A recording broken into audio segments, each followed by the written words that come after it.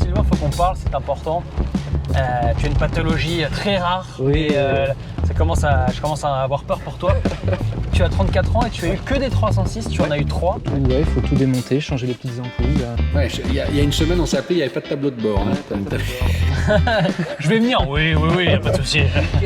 Ouais, il n'y avait pas de tableau de bord. Chers petits observateurs, j'espère que tout le monde va bien. Abonnez-vous à POA, c'est important. POA Short aussi. Aujourd'hui, on s'intéresse à la Peugeot 306. Et pour ça, nous avons Sylvain. Et Sylvain, pour moi, c'est Monsieur Peugeot 306. Bonjour Julien. Comment tu vas? Très bien, merci. Écoute, on va commencer par le petit détail, mais il y a de quoi faire là sur cette 306. Et surtout avec toi, parce que tu en as eu 3, mais on va revenir là-dessus. C'est quoi déjà ton petit détail sur cette Peugeot 306? C'est un petit détail qui est assez conséquent. C'est cette harmonie intérieure beige qui est absolument incroyable sur 306, quoi. Ouais, c'est vrai que c'est vraiment beau. Tu parles d'harmonie. Moi, j'ai dit un truc avant. Il y a une espèce d'uniformité de couleurs. Effectivement, ouais. La griffe, elle a mis le paquet, on va dire, dans tout ce que ça veut faire Peugeot sur la 306. Donc, ils ont été assez audacieux là-dessus et ils ont fait quelque chose de vraiment sympa, très luxueux et très élégant. Même encore aujourd'hui, je trouve. Tu as jeté le mot, tu as dit griffe. Il faut qu'on fasse un point pour que les gens arrivent un peu à situer qu'est-ce que c'est que cette voiture. Alors dis-nous déjà, quelle année elle est et après les finitions sur cette voiture. Alors c'est une Peugeot 306 griffe de 1995. Les griffes ont été vendues de 94 à 96, 3 ans seulement, c'est pas beaucoup. Et donc c'était le haut de gamme de la 306. Il n'y avait pas plus haut de gamme que ça. Donc elles ont été proposées en essence et diesel. Celle-ci c'est une essence. Elle est motorisée par un 2 litres 8 soupapes qui fait 123 chevaux. C'est le moteur de la XSI en fait. Et il y a eu une version aussi diesel en turbo D, voilà, qui était le meilleur moteur diesel du moment, quoi. Le HDI n'existait pas. Et elle a été vendue en 3 et 5 portes. Elle a hyper bien vieilli. C'était dans le paysage, dans ce qui se faisait, c'était une petite révolution, quoi. Oui, elle a des lignes très tendues, elle est très dynamique même à l'arrêt. Elle est engageante, c'est vrai qu'elle n'a pas pris une ride. Peut-être un peu plus la phase 1, parce que celle-ci c'est les premières, mais elle reste encore elle est dans le coup. Encore, parce qu'il y a eu 3 phases. Donc là, on est sur la première. Ce qui change beaucoup déjà, c'est par rapport à l'avant. C'est la face avant principalement, oui. On retrouvait encore cette ancienne calandre qui était commun à toutes les Peugeot de l'époque, la 309, la 205, la 605. Voilà, ils avaient uniformisé leur face avant. C'est vrai qu'on dirait un peu une Baby 605 quand tu la Oui, regardes c'est vraiment ça. comme ça, un peu bas là, sur la caméra. Ouais. Et après, c'est vrai que c'est la phase 2 ou la phase 3 qui a les fameux feux un peu cristal. Moi je dis la phase 3, effectivement. Okay, certains disent 2.2, ouais, c'est ça, 2.3. parce qu'il y a un peu de tout sur Internet. Oui. Moi j'aime bien dire 3 aussi. Voilà, parce que ça change tout au niveau de l'avant. On va dire que la phase 2 avait les phares monoblocs, mais ils étaient encore striés comme ça. Voilà, c'est cette petite différence. Et Renaud t'a posé la question avant quand on était en off, est-ce que tu n'aurais pas envie de les mettre? Mais c'est très compliqué finalement, c'est pas qu'une histoire de changement de phare, quoi. Non, il faut changer la calandre, les ailes, peut-être même le capot aussi, je crois. Donc voilà. Sur celle d'après, ils ont enlevé cette bordure noire qu'on retrouvait après sous le haillon. Et puis après, les vitres étaient légèrement différentes. Il n'y avait plus de joints qui faisaient l'entourage, comme ça. Le balai était un petit peu différent. Voilà. Pourquoi ils sont venus à faire une griffe? C'était pour contrer quoi? C'était pour faire quoi? J'ai pas la raison exacte. Disons que en face, à l'époque, on avait Baccarat chez Renault. C'était cette époque-là où il fallait séduire une clientèle plutôt urbaine, qui avait un peu de moyens, et pour leur proposer des petites versions plus luxueuses que le reste de la gamme. Sur la griffe, qu'est-ce qu'on a par rapport à une XN basique, on va dire? Quelles sont les différences? On va jouer un peu au jeu des 7 erreurs. C'est simple, en fait, la griffe avait quasi tout de série. On avait les jantes alu, 4 freins à disque. Attends, une chose après l'autre, tu vas très... Donc, on a les jantes alu. Les jantes aluminium. Et qui sont d'une couleur particulière. Oui, ils sont un peu dorés.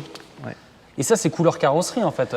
Alors, je ne sais pas si c'est vraiment comme la couleur carrosserie, mais elle y ressemble beaucoup, effectivement. Okay, parce que c'est pas forcément la même référence, tu sais pas. Je ne sais pas. Les pare-chocs aussi qui sont totalement peints, ça c'est aussi la griffe. Oui, la griffe avait les pare-chocs totalement peints. Parce que c'est ça aussi qui la rend plus contemporaine. Quoi. Ouais. Forcément, le petit logo qu'il y a ici. Ouais. Il y a d'autres choses, peut-être la canule ou... Alors, c'est pas un pare-choc d'origine. Celui-ci, j'arrive pas à en retrouver un comme d'origine, mais normalement la griffe a ce pare-choc-là, le même, mais sans la sortie pour la canule chromée. En fait, rien ne doit évoquer la sportivité sur la griffe. Ok, d'accord. Elle doit quand même être un peu sage d'une certaine manière. Voilà, c'est ça. Après, le gros bout, c'est l'intérieur. Ouais. Il y avait toutes les options aussi, tu me disais? Oui, elles étaient. C'est plus simple de dire les options qu'on pouvait choisir. Parce que, D'accord, voilà, en option, on pouvait choisir l'airbag qui après a été mis de série. Mais en gros, en option, on avait l'auto-ouvrant, l'alarme et le pack froid. D'accord. Voilà. Et donc tout le reste était Tout le reste l'équipement était de de série. série, De voilà. série, donc il n'y avait Ouais. pas besoin de réfléchir à qu'est-ce que Donc je on voulais, avait, qu'est-ce que je il y avait le poste cassette qui était le plus haut de gamme du moment. On avait la clim automatique avec recyclage d'air, anti-brouillard avant, démarrage codé sur version essence seulement. veux. Le fameux là. Mais c'est vrai que c'était un Il a bordel. toujours en le gros. code. Le code ne marche pas. Ah bon. Ouais, je l'ai acheté, la personne d'avant l'avait fait désactiver et je ne sais pas comment on le réactive. J'ai peur de si je branche ce boîtier, j'ai peur que je ne Soit puisse repartir. plus jamais redémarrer. Ouais. Parce qu'il y a des options même que tu as rajoutées. Il y a des options qui ne sont pas de base. Ouais, deux on va dire. La première c'est effectivement le régulateur de vitesse et la deuxième c'est le capteur de pluie. Ah, il y a capteur de pluie Oui. aussi que tu as rajouté. Ouais, Et ça. qui est fonctionnel le capteur de pluie? Oui, il est fonctionnel. Franchement, mais Ce reste, sont les quoi. deux seules choses que j'ai rajoutées qui sont normalement pas dans une griffe. Après, tu as les boutons aussi du siège chauffant, bien qu'il n'y ait pas les sièges chauffants. Oui, ouais. C'est une petite tricherie, voilà. Ça, de base, il y avait d'autres coloris ou c'est. Alors non, ça c'est le réglage des phares, l'inclinaison des phares. La voiture D'accord. était pré-câblée, Ok. mais il n'y avait pas le bouton. Mais pour trouver un bouton beige, D'accord. c'est quasi impossible. Donc tu vas essayer de le repeindre après par la suite ou... Ouais, ou le laisser noir, tant Ok, pis. mais d'accord. voilà. Il y avait partout, donc alors, c'est hyper doux, c'est hyper bien fini. Tu as cette espèce de bois, alors là, Oui. Renaud veut que je pose la question. Hein. Est-ce que c'est du vrai bois ou pas? Non, c'est un faux bois, c'est un faux bois. C'est comme beaucoup de voitures à cette époque. Et puis, autre chose, c'est vrai que la sellerie est incroyable. Très bonne qualité, ouais. Ouais. C'est Et là, l'intérieur elle est aussi. d'origine, la sellerie, t'as rien Oui, fait? d'origine, complètement d'origine. Elle est 100% en cuir, c'est-à-dire que même ces parties-là qui ne sont pas en contact avec le conducteur, tout l'arrière, on est vraiment sur du cuir, partout. Parce qu'ils ont arrêté après, pour réduire les coûts certainement. On va faire un petit tour au niveau du moteur. Ouais. C'est vrai ce que disait Renaud, et j'intégrerai quelques photos. Ok, la sellerie, tu peux pas le faire, mais par contre, tout le reste. Tu as une chaîne YouTube aussi, je suis Ouais. allé voir. Ouais. Tu as quand même un garage où il y a moyen de taffer un peu. On va petit pas peu, se le ouais. cacher, voilà. Ouais. C'est pas un parking de copropriété. Mais tu es autodidacte, comment ça s'est fait comment Ben ouais, mon papa est mécanicien, moi j'ai travaillé aussi dans un environnement de professionnel, réparateur de l'automobile, donc j'ai toujours baigné un petit peu dedans et c'est vrai que ça désinhibe un petit peu, on a toujours un peu moins peur de s'y attaquer parce que au pire si on a un doute on demande à ses connaissances, soit un coup de main ou soit juste du conseil et puis on peut continuer d'avancer quoi, sans trop faire de bêtises quoi. Et après sinon faut s'y mettre et puis pas faire de bêtises. Mais en général, si on est ordonné, je fais beaucoup de photos, j'ai pas honte de le dire. Je fais beaucoup de photos avant le démontage. Je mets mes vis dans des petits sachets, je marque vis de ceci, vis de cela, machin. Et puis en général, oui, faut être organisé. C'est chiant parfois, mais c'est le seul moyen de pas faire de bêtises. La 306, elle a eu beaucoup de moteurs. Ouais. Je me rappelle de ce bruit.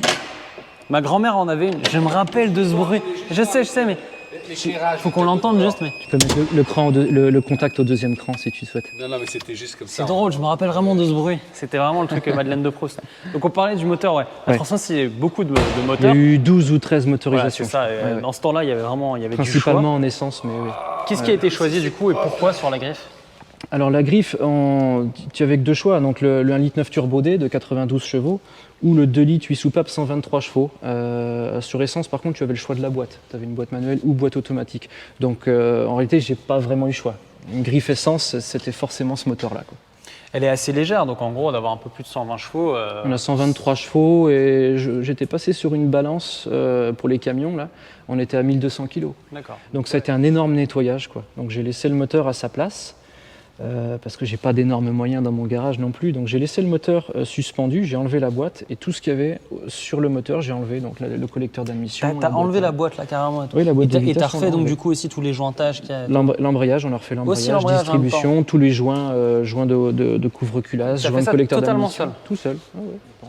Voilà. Et après on peut enlever Une tout fois le qu'un bouchon. gros check-up a été fait, c'est des moteurs relativement fiables quand même sur le Ah oui, moteur. c'est hyper costaud, ça tourne à la 1040. C'est hyper, enfin, il n'y a pas d'entretien. Truc de bagnole, ça tourne à 10-40. Ah oui, ça tourne à 10-40. Non, mais c'est un dinosaure ce moteur parce que et c'est pas dans le mauvais sens que je le dis. C'est vraiment des gros moteurs qui sont fiables, quoi. Ça tourne super bien. Ça c'est d'origine comme ça. Enfin bon, forcément t'as tout refait et ça a l'air neuf, mais C'est par rapport à l'accélérateur, c'est quoi? Ça, c'est la régulation de vitesse. Ok, C'est d'accord. ce petit système-là. Il sert à quoi exactement du coup? En fait, c'est un système électropneumatique. Ok. Donc on a une petite pompe qui crée du vide et qui crée une dépression dans un poumon. Donc quand on va accélérer comme ça, Ok, notre on petit voit ça poumon bouge. va se rétracter et Ok. il va maintenir le boîtier papillon dans sa position. Et moi après je peux relâcher mon pied de ma pédale d'accélérateur. Mais ça c'est pour le régulateur du coup? C'est pour le régulateur de vitesse. Ça fonctionne comme ça? Ça fonctionne Mais comme ça. d'origine? Oui, oui. Putain, c'est incroyable comme truc. Donc en fait, Ah, c'est totalement mécanique et la tout. petite pompe passe son temps à faire du vide D'accord, ou ouais. relâcher le vide pour s'adapter à. Ok, en fait ça et te maintenir bloque la le vitesse. tour minute d'une certaine manière, alors tu es sur une vitesse donc. C'est ça. Ouais. Ok. Et donc ça c'est toi qui l'as rajouté? Oui, oui. Ok. Et tu l'as retrouvé parce que certaines 306 l'avaient. Certaines 306 l'ont eu, mais c'est très rare. Après, c'est un système qu'on trouve sur les XM en général. C'est pas un enfer. C'est sur celle-là que tu as fait le ciel de toi? Oui, c'est celle-ci. Ah bah bravo, Oui, hein, oui. franchement, c'est hyper Voilà. propre quoi. Tu veux pas ouvrir ton garage là? Je pense qu'il y a du. Ouais, non, mais là, 306 clubs. Hein, là, ça cote combien cette version déjà, à peu près hein? Cette version, allez, on va dire entre 2 et 4500 euros. Entre 2000 et 4500 euros. Celle-ci, je l'ai achetée 2200 euros. Elle avait 210 000 km. Et à titre de comparaison, j'en ai vu passer deux très belles. Il y a très récemment, une qui avait 45 000 km, elle a été vendue 4500 euros. Parce qu'on a de la chance, moi je trouve ça cool, on est sponsorisé par Le Bon Coin, il y a Renault qui va venir avec des petits cadeaux. Alors bon, Le Bon Coin, ce qui est cool, vous le savez, moi j'ai acheté ma CT200A, je le dis dans chaque vidéo, il y a un commentaire qui m'a dit dans quelle vidéo il va pas parler de sa voiture, bah voilà, je le refais.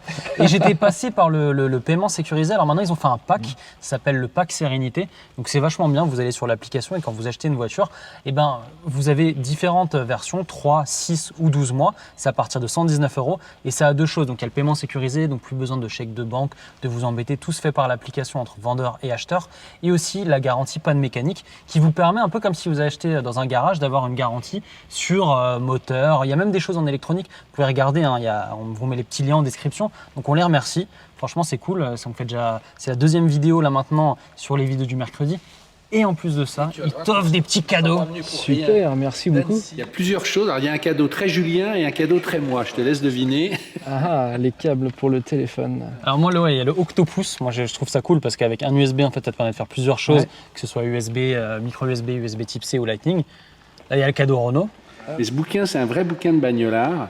Ça s'appelle L'éloge du carburateur. Et pourquoi on l'aime et qu'on avait envie de te l'offrir, c'est un monsieur qui travaillait dans la finance dans un think tank aux États-Unis et il déprimait et il a tout lâché pour monter un garage de motos anciennes. Il répare des motos anciennes et de là lui est venue une nouvelle philosophie de vie qu'il explique dans l'éloge du carburateur en disant que finalement faire des choses mécaniques, et c'est exactement ce que tu fais parce que tu es très modeste, finalement il a retrouvé un sens à sa vie plutôt que de faire des choses abstraites. Donc c'est un joli bouquin, voilà. On était heureux de te l'offrir. Voilà, t'as un beau crayon, le beau Bon Coin. crayon. T'as le petit truc pour le smartphone. Ouais. Et t'as un petit calepin. Un beau calepin. Comme ça, quand tu feras des modifications, des trucs et tout, tu pourras dire, ok, vis 12, Je pourrais boulon 2. noter. Voilà. Ou marquer mon kilométrage et mon litrage de Voilà, carburant, c'est ça, c'est comme ça. faisaient les anciens dans les Ça, voitures. on n'a pas parlé de la consommation, mais déjà, merci à Le Bon Coin de sponsoriser la vidéo. Merci beaucoup. Et elle consomme combien alors?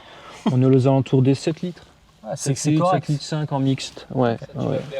Ouais, c'est bon. On va faire notre petit tour. On se retrouve dans la voiture avec la petite GoPro qui sera pluguée. Moi, ce qui est drôle, la première chose quand je vais me mettre dedans, c'était ça.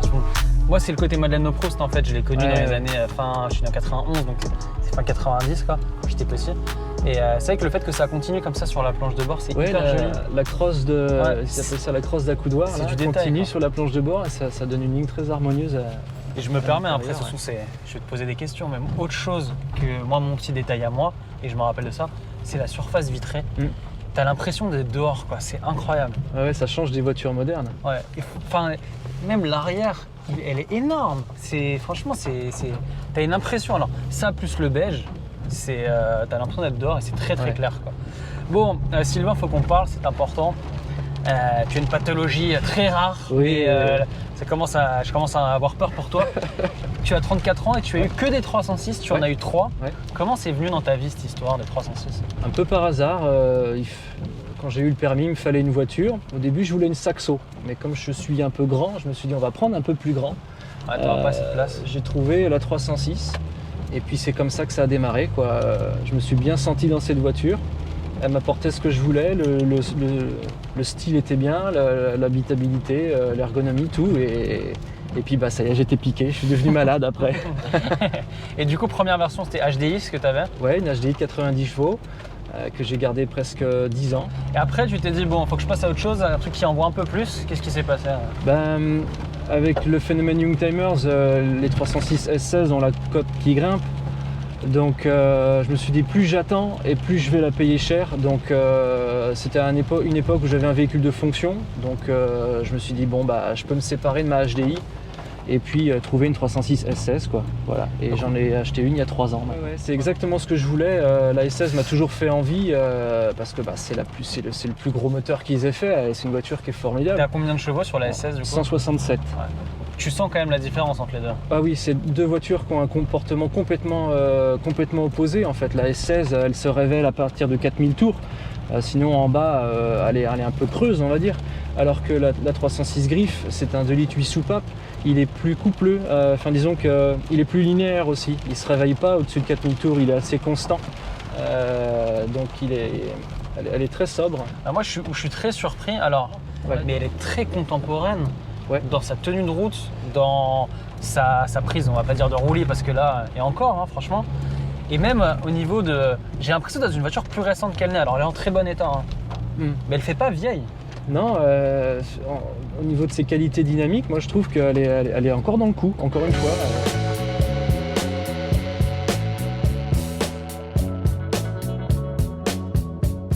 Et donc tu penses que le prochain quoi, la prochaine chose c'est un cabriolet, c'est Peut-être une version 5 portes. 5 portes. Ouais, parce que la S16 est en 3 portes, la Griff aussi, et pour changer, j'aimerais bien une berline 5 portes. Ouais. Mais t'es sérieux, il y a peut-être moyen que si on se revoit dans quelques temps, t'en as eu 4 ou.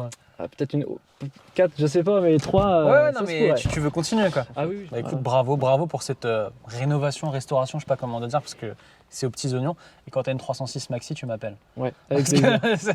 que ça envoie du bois. Faudra que je vende la maison. Voilà, c'est ça. Bon, merci d'avoir regardé cette vidéo. Abonnez-vous à POA, hein, c'est important. Si vous voulez venir, il y a tout sur POA, hein, des voitures essence, des diesels, des électriques, des récentes, des moins récentes. Où il y a de tout vraiment. J'espère que cette vidéo vous a plu. Jouez le jeu, j'aime pas par rapport à l'intérieur. Et puis si vous voulez venir, c'est petiteobservation@gmail.com. D'ailleurs, merci aussi au CNVA. Hein. Il y a tout ce qu'il faut ici. Vous pouvez aussi venir le week-end pour faire que ce soit de la carrosserie, que ce soit du moteur. Il y a des petits stages d'initiation. Et moi, j'ai vraiment envie de policher aussi parce qu'il y a plein de trucs pour policher ici. Enfin voilà, on se retrouve très vite sur POA. Abonnez-vous, c'est important. Ciao.